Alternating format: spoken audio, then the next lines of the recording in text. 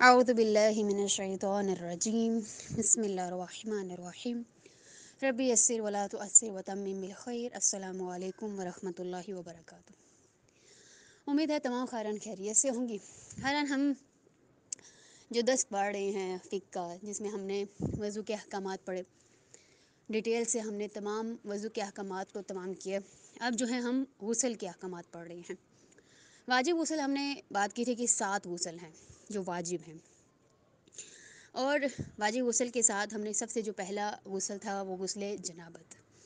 تو جو خاندان شادی شدہ ہیں ان کے لیے تو زیادہ بہتر ہو جائے گا، لیکن جو شادی شدہ نہیں ہیں ان کے لیے بھی اچھی چیز ہے کہ ان کو پتہ ہونا چاہیے ہر چیز کا. کیونکہ دیکھیں خاندان آج کل باہر ہر چیز، کس کو کیا نہیں پتہ، ہر چیز پتہ ہے. اس چیزوں کو پتہ ہونے میں انسان شرمندگی محسوس نہیں کرتا، جبکہ وہ شاید گناہ بھی ہوں. لیکن یہ شریعت ہے، اس کو پتہ چل بھی جائے تو تب بھی مسئلہ نہیں ہے کہ یا آپ کے گناہ کے لیے نہیں بلکہ آپ کے لیے اچھے کے لیے ہے. یہ مسائل آپ کو پتہ ہونا چاہیے، آپ نے اگلی زندگی میں بھی کام آئیں گے، اور ہو سکتا ہے اس زندگی میں بھی آپ کی جو ابھی شادی شدہ نہیں ہیں ان کے لیے بھی یہ کام آ سکے. تو ٹھیک ہے خیران، تو ابھی جو ہے ہم غسل جنابت کے حوالے سے پڑھیں گے. اور جنابت یعنی کیا، جمع یعنی کیا کہ ایک میاں بیوی کا جو آپس میں رشتہ ہوتا ہے، جو ان کے آپس میں جو اعمال ہوتے ہیں اس کے حوالے سے، جو ان کے جو ہے ازدواجی زندگی کی وجہ سے ان کے اوپر جو غسل واجب ہوتا ہے،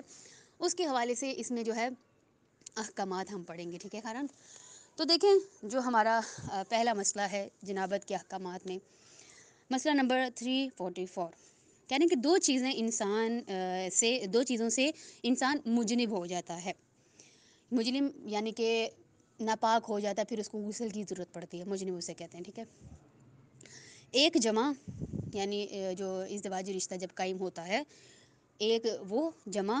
اس کو کہتے ہیں، اور دوسرے منی کے خارج ہونے سے. ٹھیک ہے، ایک جمع کرنے سے اور دوسرا جب منی خارج ہوتی ہے تو یعنی ایک لیکوڈ ٹائپ جو ہے چیز ہے وہ جو ہے ہمارے اندر سے نکلتی ہے، تو وہاں سے اس پر سے ہم پر جو ہے وہ غسل واجب ہو جاتا ہے.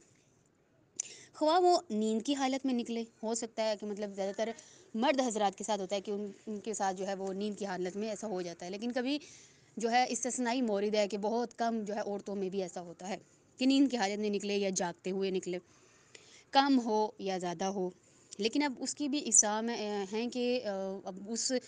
میں آپ کو دیکھنا ہوگا کہ جو ہے شرط لگانی پڑتی ہے کہ واقعاً وہ سچویشن تھی اس وقت جو پانی نکلا وہ الگ ہے، اور ایک جو ہے وہ جو ہے سچویشن الگ ہے جس میں پانی جو ہے وہ کسی اور وجہ سے نکلتا ہے، یعنی لیکوریا بھی ہو سکتا ہے، کچھ اور بھی ہو سکتا ہے. تو اس صورت میں جو ہے پھر ہمارا فریضہ جو ہے وہ غسل نہیں بنتا. تو یہ لیکن جمع ہو یا پھر منی خارج ہو تب ہمارا جو فریضہ ہے وہ غسل بنتا ہے. تو دیکھیے خیران، کہہ رہے ہیں کہ کم ہو یا زیادہ ہو، شہوت کے ساتھ نکلے یا بغیر شہوت کے، یعنی کوئی ایسی چیز دیکھ لیتا ہے بندہ کہ اس چیز کے دیکھنے کی وجہ سے اس کے اندر سے جو ہے پانی خارج ہوتا ہے، اس پر بھی کہہ رہے ہیں کہ اس پر بھی بہت کوئی گندی چیز ایسی ہے جو دیکھ لیتے ہیں تو اس کے دیکھنے پر بھی جو پانی خارج ہوتا ہے اس پر بھی پھر آپ کا کیا ہے غسل واجب ہو جاتا ہے. ٹھیک ہے، اور اس کا نکلنا اختیار میں ہو یا نہ ہو، یعنی اختیار کے ساتھ نکلا، آپ چاہتے تھے یا اختیار میں نہیں تھا، یعنی آپ روکنا بھی چاہتے ہوں تب بھی وہ نکل آئے، اس پانی کا نکلنا جو ہے آپ پر غسل واجب کر دیتا ہے. یہ ہمارا ہے پہلا مسئلہ. آگے دیکھیں 345 میں کیا کہہ رہے ہیں کہ اگر کسی شخص کے بدن سے کوئی رطوبت خارج ہو اور وہ یہ نہ جانتا ہو، ٹھیک ہے، یہ مسئلہ آپ لوگ کے لیے، سب کے لیے ہے کہ وہ نہ جانتا ہو کہ منی ہے یا پیشاب ہے یا کوئی اور چیز ہے. جیسے لیکوریا آج کل بہت زیادہ ہے کہ ہر 99% لڑکیوں میں لیکوریا بہت زیادہ ہے.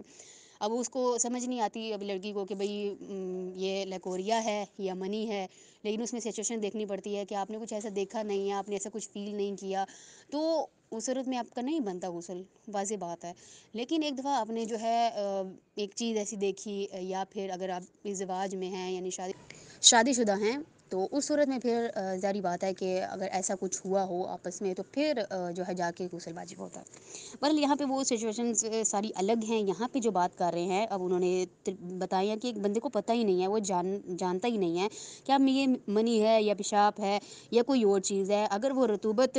شہوت کے ساتھ اور اچھل کر نکلی ہو اور اس کے نکلنے کے بعد بدن جو ہے وہ سست ہو گیا ہو تو وہ رطوبت منی کے حکم میں آتی ہے، ٹھیک ہے۔ اب منی کے حکم لگانے کے لیے آپ کو یہ سچویشن ساری ہونی چاہیے، تب آپ منی کا حکم لگائیں گے۔ ایک تو اچھل کر نکلی ہو،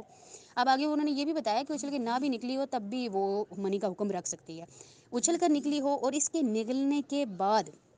دوسری ایک شہوت بھی ہے، ٹھیک ہے۔ ایک شہوت آپ کی جو ہے، آپ نے کوئی ایسی چیز دیکھی یا آپ نے خود میں ایسا کچھ محسوس کیا، تو شہوت یا اچھل کر نکلنے کی وجہ سے یا بدن کے سست ہو جانے کی وجہ، یہ تین شرطیں اگر موجود ہیں تو وہ منی کا حکم رکھتی ہے۔ وہ جو پانی ہوگا، وہ لیکوڈ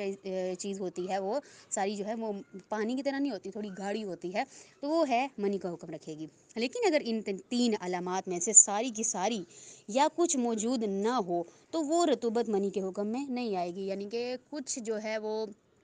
اس کا مطلب ابھی منی جو ہے وہ گاڑھی ہوتی ہے، لیکن جو لائکوریا جو ہوتا ہے وہ اتنا گاڑھا نہیں ہوتا، وہ ہلکا ہلکا سا ہوتا ہے۔ کبھی کبھی ایسا ہوتا ہے کہ وہ کبھی کبھی گاڑھا بھی ہوتا ہے، لیکن بس وہ یہ شرطیں ہونی چاہیے کہ شہوت کے ساتھ ہو، اچھل کر نکلی ہو، اور اس کے نکلنے سے بدن سست ہو جائے تو وہ پھر منی کا حکم رکھتی ہے۔ لیکن اگر ان تین علامات میں ساری کی ساری یا کچھ موجود نہ ہو تو وہ منی کا حکم نہیں رکھے گی۔ لیکن اگر انسان بیمار ہو تو پھر ضروری نہیں ہے کہ وہ رطوبت اچھل کر نکلی ہو، اس کے نکلنے کے بعد بدن جو ہے سست ہو جائے، لیکن بلکہ اگر صرف شہوت کے ساتھ نکلے تو وہ رطوبت منی کے حکم میں ہی ہوگی۔ اور وہ رطوبت جو خواتین ملاعبت یا شہوت انگیز تصویرات کے وقت اپنی شرمگاہ میں محسوس کرتی ہیں، اور وہ رطوبت اتنی مقدار میں نہ ہو کہ دوسری جگہ کو آلودہ کر دے، پاک ہے۔ یعنی کہ آپ نے کوئی ایسی چیز دیکھی، کوئی ایسی تصویر دیکھی، لیکن اس کے دیکھنے کے بعد بھی مطلب ویسی جو سچویشن جو بہت زیادہ ایک اپر لیول کی سچویشن ہوتی ہے وہ نہیں آپ نے دیکھی، یعنی بہت زیادہ اگر آپ کوئی ایسی ویڈیو دیکھتی یا کوئی ایسا کچھ دیکھتی تو پھر جا کر وہ ایسا آپ کے ساتھ ایسا سین ہوتا، وہ پانی جو تھا تو کیونکہ وہ زیادہ پانی ہوتا ہے، وہ زیادہ لیکوڈ ہوتا ہے، تو وہ اس کی وجہ سے جو ہے اگر وہ انہوں نے یہاں پہ شرط لگائی ہے کہ وہ دوسری جگہوں کو آلودہ کر دے، ٹھیک ہے۔ اگر کر دے تو وہ جو ہے منی کا حکم رکھے گی، لیکن اگر وہ دوسری جگہ کو گندہ نہیں کرتی، جیسے جو ہے شرمگاہ کے ساتھ جو اور اعضاء ہوتے ہیں ان کو اگر وہ گندہ نہیں کرتی تو وہ جو ہے پاک ہے، کیونکہ وہ ہلکا سا پانی ہے اور وہ ویسے ہی آپ نے بس ایک دو تصویریں دیکھی تو اس کی وجہ سے ہو گیا، تو وہ جو ہے وہ منی کا حکم نہیں رکھے گی، اس پر سے غسل واجب نہیں ہوگا، یعنی کہ اور اس کے لیے غسل نہیں ہے اور وضو کو بھی باطل نہیں کرتی۔ ہاں اگر رطوبت اس قدر زیادہ ہو کہ انزال کہلائے اور لباس کا آلودہ کر دے، لباس کو بھی آلودہ کیا، جسم کو بھی آلودہ کیا، تو وہ منی کا حکم ہی رکھے گی، جبکہ ساتھ ساتھ عورت ہی جان شہوت کی انتہا کو پہنچ جائے اور مکمل رضامندی ہو تو وہ نجس اور جنابت کا موجب بنے گی۔ یعنی کہ عورت کی اپنی مرضی بھی ہے کہ وہ اس طرح مطلب جو ہے اپنے آپ کو فارغ کرے، تو تب جو ہے وہ اس صورت میں کیا ہوگی، وہ نجس ہی ہوگی اور وہ جنابت کا حکم ہی رکھے گی۔ بلکہ اگر ہیجان شہوت ساتھ نہ بھی ہو تو احتیاط لازم کی بنا پر نجس اور جنابت کا موجب ہے۔ اور ان مقامات پر جہاں عورت شک کرے کہ رطوبت اس حد سے زیادہ پہنچی یا نہیں، اور یا خود رطوبت کے خارج ہونے میں شک کرے تو غسل واجب نہیں ہے۔ یعنی شک ایک صورت میں ہو گیا، اب اس نے واقعاً اب وہ سوچ رہی ہے کہ یہ ہے یا نہیں ہے، شک کی صورت میں وہ کہہ رہے ہیں کہ واجب نہیں ہے غسل، اور وضو اور غسل بھی باطل نہیں ہے۔ آپ دیکھیں عورت کو سب سے زیادہ بہتر طریقے سے پتہ ہوتا ہے کہ اگر اس نے ایسا کچھ دیکھا ہے تو واقعاً اسے پتہ چل جائے گا کہ وہ یہ واجب غسل ہی ہے میرے اوپر، کیونکہ میں نے واقعاً ایسی کوئی چیز دیکھی ہے یا میں نے واقعاً ایسا کچھ کیا ہے تو مجھ پہ غسل واجب ہے۔ لیکن ایک بار اب اس کو یقین نہیں ہو رہا کہ نہیں میں نے تو ایسا کچھ بھی نہیں کیا، اب میں نے ایسا کچھ نہ دیکھا ہے، یقین نہیں آ رہا، شک میں مبتلا ہے، تو اس پہ کوئی غسل واجب نہیں ہے۔